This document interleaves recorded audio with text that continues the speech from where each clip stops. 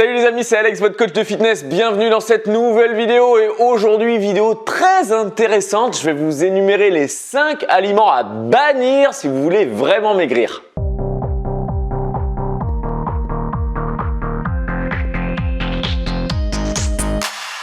Alors je suis ravi que vous ayez cliqué sur cette vidéo et oui, Move Your Fit, c'est 3 vidéos par semaine. Le samedi matin, c'est une vidéo HIT pour brûler du gras. Le dimanche matin à 9 h, c'est des conseils fitness, des astuces fitness pour que vous soyez en meilleure forme. Et le mercredi matin, c'est un autre cours fitness lambda. Donc pensez à vous abonner à la chaîne, vous auriez tort de passer à côté. Et si vous nous découvrez, moi c'est Alexandre Vallier, je suis diplômé d'État depuis plus de 15 ans. Avec Jessica, on aide des milliers de personnes à se transformer et à être mieux au quotidien. Et c'est d'ailleurs pour ça, on a un petit cadeau pour vous. On vous a écrit les 10 conseils pour être au top physiquement. Vous avez juste à mettre votre prénom et votre email ci-dessous et on vous envoie ça dans votre boîte mail. Et aujourd'hui, je vais vous donner les 5 aliments que vous devez absolument bannir de votre quotidien. Alors, je sais que vous le savez, mais c'est toujours intéressant de faire une petite piqûre de rappel parce que souvent on a le quotidien qui nous rattrape et c'est toujours intéressant, une petite vidéo pour se remettre les idées en place. Alors si les 5 aliments que je vais vous énumérer, vous avez vraiment du mal, que c'est une grosse habitude qui s'est installée depuis plusieurs années, eh bien je vais vous demander de faire étape par étape. Par exemple, vous prenez tel aliment tous les jours. Eh bien, essayez peut-être d'espacer cette prise d'aliments qui vous embête. Par exemple, c'est souvent des aliments trop sucrés. Eh bien, par exemple, le lundi, vous allez en prendre et vous allez peut-être vous dire « Ok, le mardi, je fais une petite pause. Le mercredi, vous allez être en manque. Ben oui, parce que le sucre, c'est un petit peu une drogue. Donc, vous allez être en manque. Donc là, vous allez en reprendre et peut-être faire une pause le jeudi. Essayez de faire un jour sur 2, puis après d'espacer 2 jours de repos, puis après 3 jours de repos. Et petit à petit, vous allez voir que vous allez vraiment définitivement réussir à vous séparer de ces aliments, de cet aliment qui vous emmerde au quotidien, il n'y a pas d'autre mot. Donc le premier aliment, c'est le Coca-Cola ou les sodas en général. Je vous mets ici la composition du soda. Alors pour 1 litre de soda, sachez que c'est 16 morceaux de sucre. Donc en fait au début de cette vidéo, je me suis dit tiens, je vais acheter tous les aliments que je vais énumérer dans cette vidéo, comme ça je vais pouvoir vous les montrer et tout ça.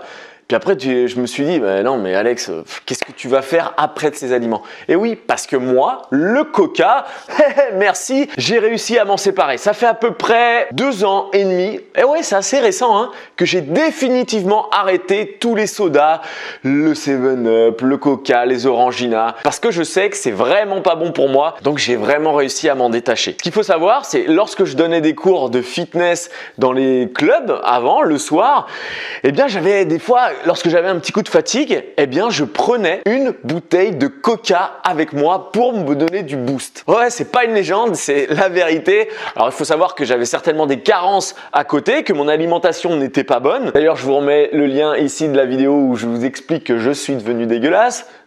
Écoutez la vidéo et après venez m'insulter pour employer ce mot. Mais plus sérieusement, mon alimentation n'étant pas bonne, j'avais des carences et donc du coup je pensais que j'avais besoin de sucre. Et souvent le soir en rentrant du sport, j'avais besoin de boire un grand verre de Coca. Tout ça pour vous dire que c'est possible de se détacher définitivement du Coca puisque je vous dis 2 ans et demi, 3 ans que je n'ai pas bu du tout une goutte de Coca. Donc toi aussi, tu peux le faire. Et d'ailleurs, selon une petite étude scientifique, un nouveau soda consommé par jour augmente le risque d'obésité d'un enfant de 60%. Donc si vous ne le faites pas au moins pour vous, pensez à votre enfant. De plus, chaque nouveau soda consommé par jour augmente le risque de maladie cardiovasculaire de 19%. Et forcément, comme c'est bourré de sucre, je vous l'expliquais, je vous mets ici un petit peu le composant d'une canette, d'une bouteille de Coca. Vous voyez, chaque sucre qui correspond à la bouteille ou à la canette, c'est assez impressionnant. Donc qui dit sucre dit diabète, donc ça va forcément vous faire augmenter le diabète de type 2. Le Coca, si on en boit tous les jours, on essaye petit à petit de s'en détacher et je vous assure que c'est possible. Deuxième aliment à bannir complètement de vos placards, ça va être le chocolat.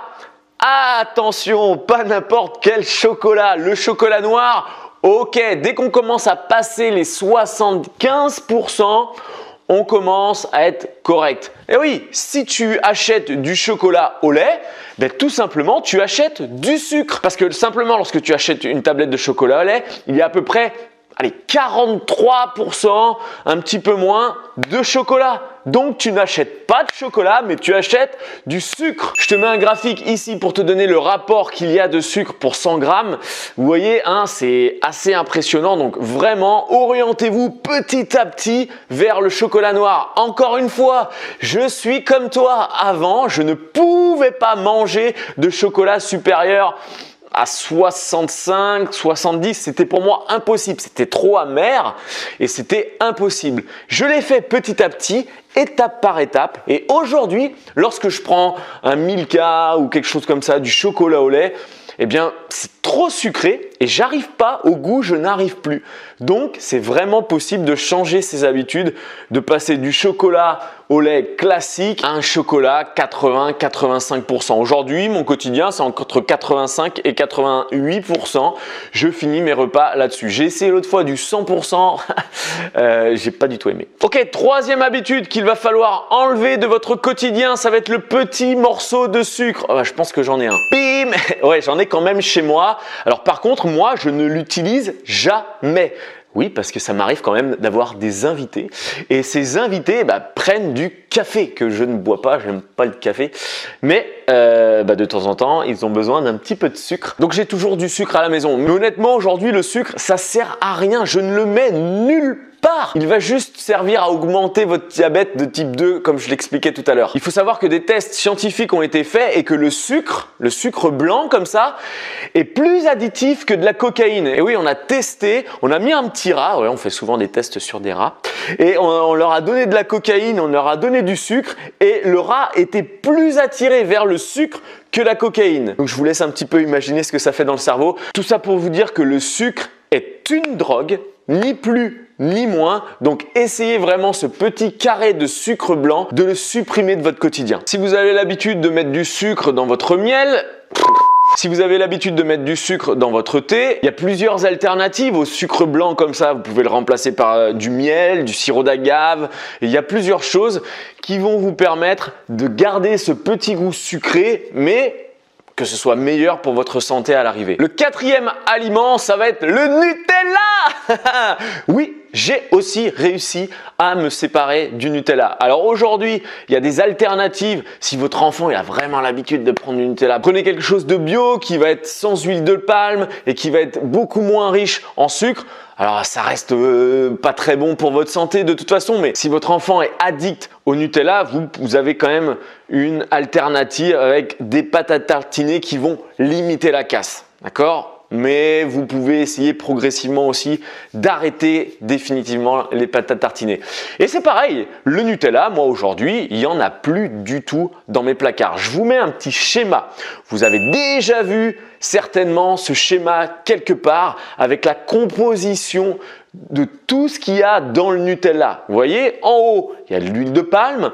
En dessous, il y a du skim milk, qui veut dire du lait écrémé. Eh oui, en dessous, il y a une couche de cacao, ce qui représente, je ne sais pas trop les pourcentages, mais là, on est à peu près à 10%. Et encore, je pense que je suis gentil. Ensuite, il y a des petites miettes de noisettes. C'est ça qui donne le petit goût intéressant. Et vous avez vu toute la portion de sucre qu'il y a juste dans un pot comme ça. C'est assez impressionnant. Et c'est toujours bien de faire une piqûre de rappel, de se donner la composition, de se dire, en fait, pourquoi je mange ça ? Parce que j'aime bien, ça va me satisfaire à l'instant T, mais après je vais le regretter. Mon corps ne va pas aimer, moi je vais le regretter et je vais surtout avoir des conséquences sur le long terme.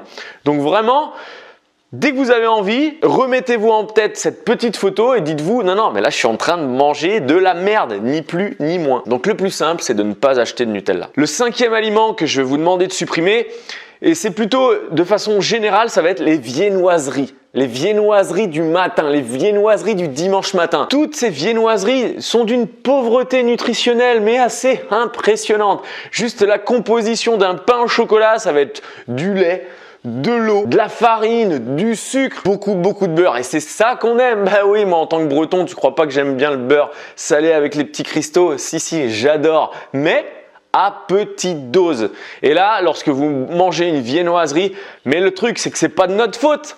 Ben oui, on a été élevé comme ça, on a été élevé avec le petit croissant qui va bien le matin. Et là, on est dans le faux. Allez, en Allemagne, allez dans les pays un petit peu plus nordiques, le petit déjeuner, allez en Hollande, le petit déjeuner, il est royal. Ça va être du salé, ça va être des œufs, ça va être du jambon, à petite dose évidemment. Alors j'ai pas dit que c'était le meilleur au niveau des caloriques, mais par contre au niveau nutritionnel, c'est celui qui va vous donner, qui va vous mettre sur les bons rails dès le matin. Alors qu'en mangeant des pains au chocolat, et vous pouvez vous assurer qu'à 10 h, vous allez avoir une grosse fringale.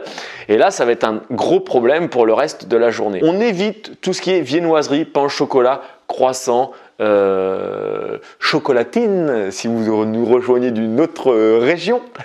Vraiment, évitez ça au petit déjeuner, c'est pas bon pour vous, et même que ce soit à la collation ou à 4 heures, hein, c'est pas bon pour vous. On fait un petit récap des 5 aliments qu'il faut bannir définitivement. Alors je dis définitivement, ça peut être progressivement, étape par étape. Si vous avez un gros mental, vous pouvez le faire tout de suite.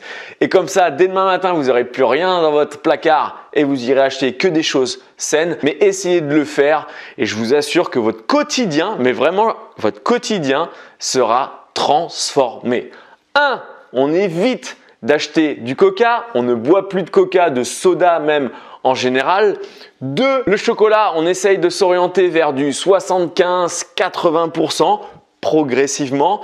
3. Le sucre blanc que vous mettez dans votre café, vous l'oubliez, ou que vous mettez ailleurs, vous l'oubliez. 4. Le Nutella que vous adorez, que vos enfants adorent peut-être, pareil, on n'en achète plus. 5. Le petit croissant et le petit pain au chocolat du matin, du petit déjeuner que vous adorez, vous essayez de le transformer progressivement par du pain complet et je vous assure que vous n'aurez plus de fringales dans la matinée. Voilà les amis, c'était mes 5 aliments à bannir si vraiment vous voulez être en bonne santé. Après, si vous voulez prendre du gras, si vous voulez être en mauvaise santé ou quoi que ce soit, continuez à manger ça. Il n'y a aucun problème pour moi, ça ne me changera pas mon quotidien. Voilà les amis, partagez cette vidéo, elle est vraiment importante pour la santé de votre entourage. Et mettez-moi en commentaire qu'est-ce que vous n'arrivez pas à enlever de votre quotidien et que vous aimeriez et quelles sont les petites choses que vous avez mis en place justement pour améliorer tout ça. Vous avez juste à cliquer sur nos 2 petites têtes pour vous abonner à la chaîne YouTube. Merci beaucoup de votre fidélité et on n'oublie pas, on lâche rien.